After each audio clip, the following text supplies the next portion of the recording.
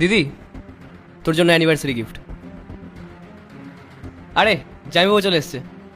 এ কি জামাইবাবু, আজকে তোমার 5th অ্যানিভার্সারি আর তুমি দিদির জন্য সামান্য একটা ফুল নিয়ে এসেছো? আরে একটু তো লজ্জা করো।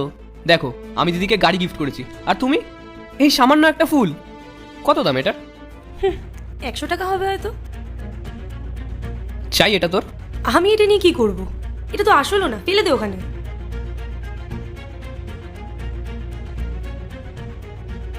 জামাইবাবু, কবে থেকে দেখছি তুমি সেই একই হয়ে রয়েছো। কয় পাবে সফলতা তুমি? এটা তো কেউ জানে না, ইনফ্যাক্ট ও নিজেও জানে না আদেও কোনোদিনও হবে কি না। আরে না, 2-3টে কাজ বাকি আছে, ওগুলো শেষ হলে আমার কাছে টাকা চলে আসবে। আচ্ছা একটা কথা বলো, এই যে আমি ওকে গাড়িটা গিফট করলাম, তুমি এটাতে পেট্রোল ভরতে পারবে? এই 1 সেকেন্ড, পাগল তুই?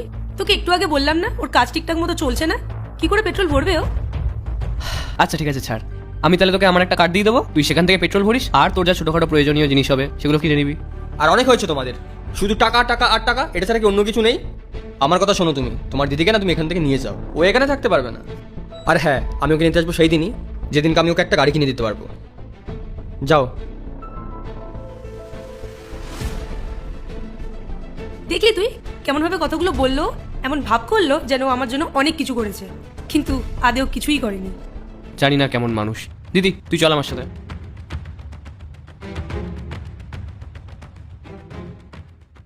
আজ পুরো 1 মাস হয়ে গেছে ও স্ত্রী ওকে ছেড়ে চলে গেছে। তবে থেকে এত পরিশ্রম করছে ও, দিনরাত চেষ্টা করেই চলেছে, কিন্তু সফলতা এখনো পর্যন্ত পায়নি ও। কিছু না কিছু সবসময় ভাবতেই থাকে, নতুন নতুন প্রচেষ্টা করতেই থাকে। আর আপনাদের নিশ্চয়ই মনে হচ্ছে যে ও নিজের স্বপ্ন পূরণ করেই নেবে, কিন্তু বাস্তব তো এটাই যে ও নিজের ক্ষমতায় এখনো কিছু করতে পারেনি। আরে ওর স্ত্রী ফিরে এসেছে। আসলে এটা হয়েছে যে মেয়েটির মা মেয়েটিকে অনেক বুঝিয়ে ওর কাছে পাঠিয়েছে, আর এটা বলেছে যে নিজের ভাইয়ের কথা শুনে নিজের সংসারটা নষ্ট করিস না, নিজের স্বামীর কাছে যা, কারণ ওটাই তোর আসল ঘর।